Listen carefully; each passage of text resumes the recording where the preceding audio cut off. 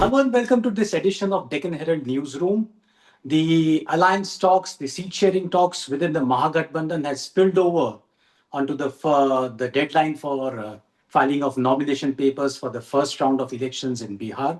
Joining me now is an important constituent of the Mahagathbandhan, the India Bloc, Dipankar Bhattacharya, who is the General Secretary of the CPI ML Liberation. Thank you, Mr. Bhattacharya, for speaking to us and sparing time amidst these hectic talks. You have today released a list of 20 candidates. Are you satisfied with that? Last time you got 19 and you had a pretty good strike rate. And it was expected that probably ML would get far better share this time around. Yeah, surely. I mean, we are looking at probably a slightly bigger number, at least another 6 seats from a few more districts. But then considering the size of the coalition this time, we have one major new entrant, which is the VIP. Then there are a couple of other small parties like IIP. So we thought, okay, I mean, we understand. So basically we settled for 20. The other important thing was that no friendly fights. But it's a bit unfortunate that in a few constituencies we find that there is no complete agreement yet. So we are just hoping that just as we did in our 20 constituencies, there is absolutely compact, complete unity. There are no friendly fights.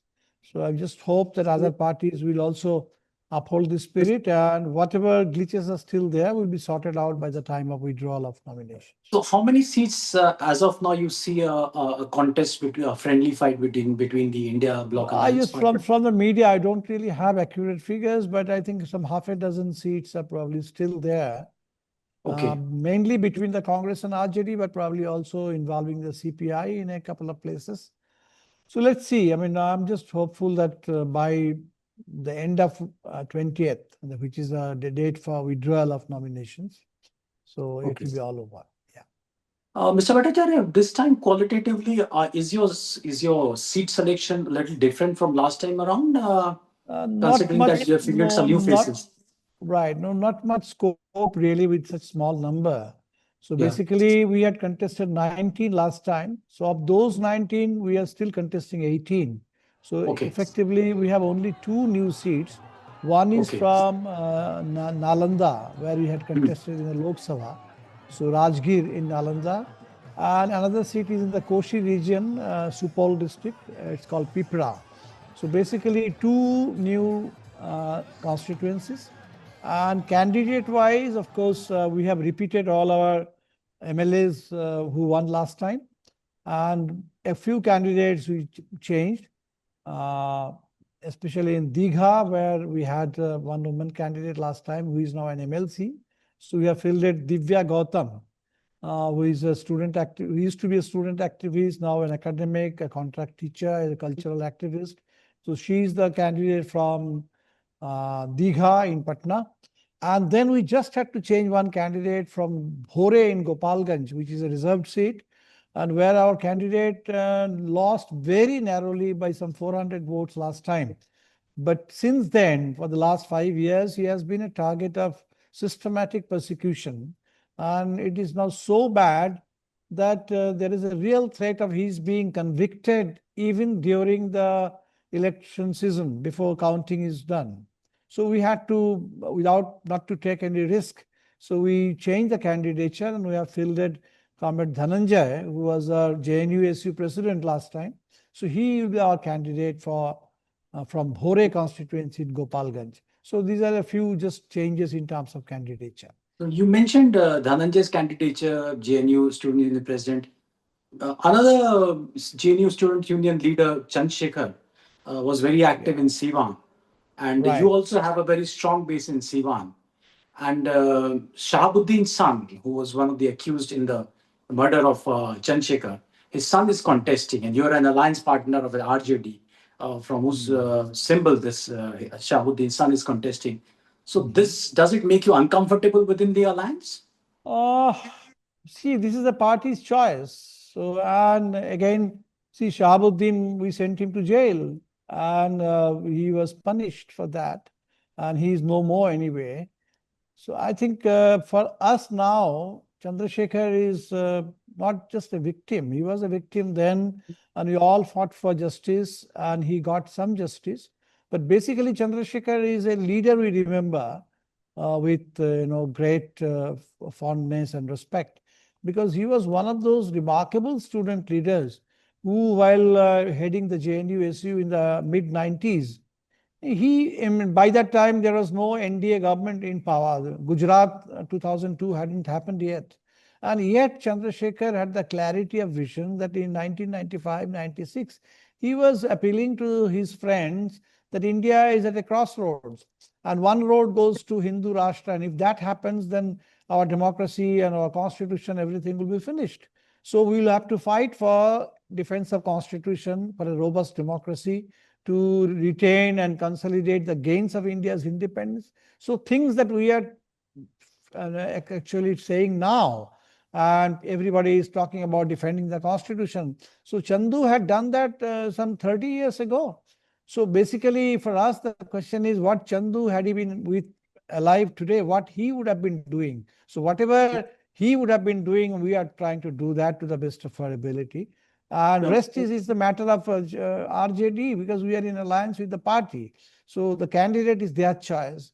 We can't really do anything about that. Okay.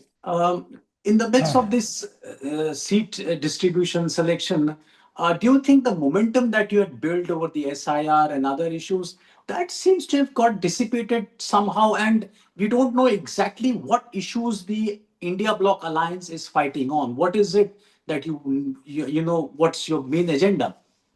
No, I think there is a bit of misconception about this. Some people think that SIR was not really a major concern. So I think I don't agree. SIR was a very major concern and remains a major concern. See, there is always, when we say constitution is an important concern. So even in 2024 Lok Sabha election, I've heard people, how can constitution be an agenda? Constitution is safe, the agenda can be unemployment, agenda can be price rise, agenda can be anything else, but not the constitution. But yet, if you look at the 2024 mandate, especially the results from Uttar Pradesh, you can see how the defense of the constitution became such a major agenda, so much so that from Ayodhya, the center of Ram Janambhoomi movement, where the temple was inaugurated just ahead of the election, you have a Dalit candidate, win the election from a general seat. So this is why this time, what is SIR? SIR concerns people's right to vote.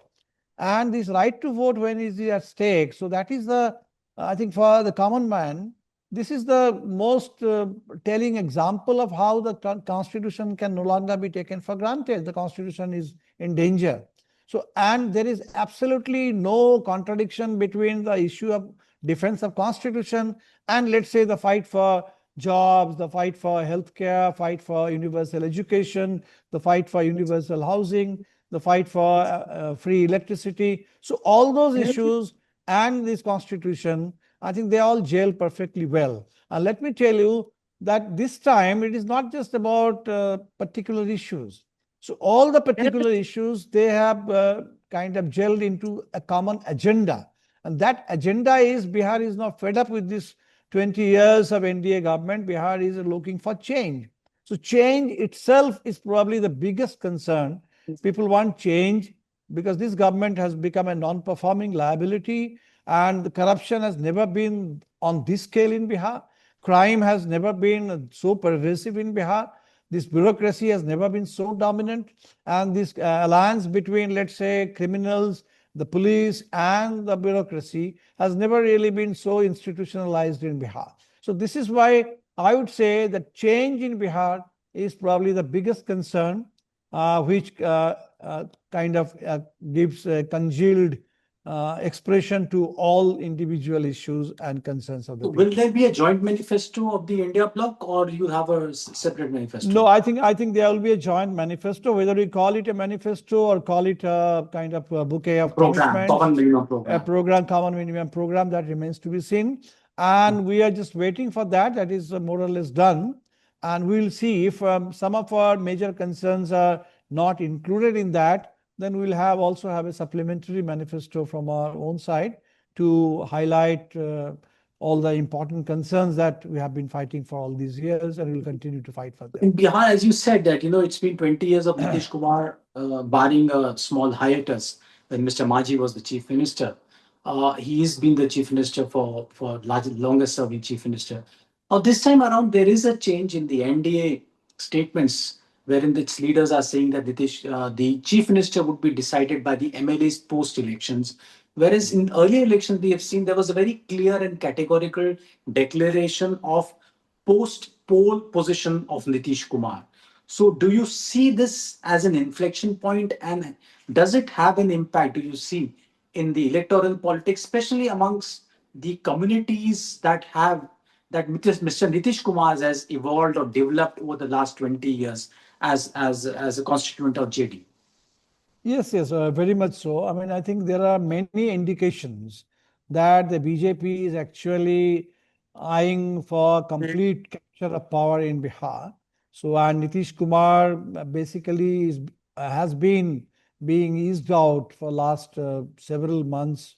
So he is no longer actually the commanding center in this NDA scheme of things. So there are many indications. For example, in the seat sharing, earlier the JDU always had more seats than the BJP in every assembly election, even if the difference was very nominal, but there was a difference. This time the BJP made it a point to tell in so many words that we are on equal level. So 101 for BJP and 101 for JDU. And in fact, it is like 101 of JDU versus 142 of Team BJP. And the Team BJP includes BJP, LJP, and other smaller parties. And even within the JDU, has become it very clear because Nitish Kumar woke up a bit late and he found that many of the seats that the JDU wanted, they had been given away to some other parties, especially LJP. So he had to fight to snatch a few seats back. So basically within the JDU too, there is some kind of power structure power capture going on. So basically there is it's no longer the same old JDU which Nitish Kumar had built with some of his other social justice. There is a kind of takeover of the JDU from within by the BJP. So this is very clear. The indications are very clear. Power capture by the BJP. It's a kind of a coup. It is some kind of a major feudal restoration in Bihar and a pushback for the whole social justice agenda. And I don't think that all those, let's say, the EBCs, the Mahadalit communities, they are amused, they are not taking it lightly. And even for women, Nitish Kumar promised so many things, but delivered very little. And this time around, this 10,000 rupee scheme, which everybody thought is going to be the master stroke. But Narendra Modi made it a point to even hijack that agenda. And now Amit Shah tells everybody that this is not really any freebie. This is just a support system, and this is a seed money for a bigger loan. So women in Bihar, they are very much concerned about the loan burden. Loan waiver is the most popular demand emerging from among women and the grassroots, because microfinance terror, microfinance coercion, coercive loan recovery, which is causing suicides in Bihar, and the media has started paying attention to it now in Bihar. So I think this is the real concern. So when Amit Shah tells you that this 10,000 is just a seed money for a bigger kind of some loan, so people are very much afraid. And that's why there is a very popular slogan which has come up in Bihar, 10,000 mein dam nahi, karj maafi se kam nahi. So women are flagging this main agenda for loan waivers in every meeting and every march. One last question. One last question, sir. Any specific issue or agenda you would want to stress upon if there is a common minimum program? No, there are several agendas. They've definitely, for example, jobs. That is our major announcement, and Tejashwi promised jobs for every family without any government job. And then, of course, implementation of that, 2 lakh rupees for the below 6,000 families, which Nitish Kumar had promised but didn't deliver. So we want that delivered. Then 200 units of free electricity. So, and pension, which they have now increased to only 1,100 rupees after keeping it stationary at 400 for 20 years. So for us, the promise is 1,500 rupees to start with, and then annual increment of 200 rupees every year. And the other thing is some kind of a regular income scheme, assistance scheme for women, like in Jharkhand, 2,500 rupees every month for women between 19 and 60 years. So I think these are some of the commitments from our side, which will lead to more secure jobs, more kind of better slightly income level. And obviously this corruption and reservation too. I think reservation will have to be increased in Bihar. This 50% barrier has to go. So these are all things which have been pending in Bihar, and we will definitely highlight them and deliver them all. Thank you, Mr. Bhattacharya, for speaking to us. Thank you very much. Thank you for having me. Thank you.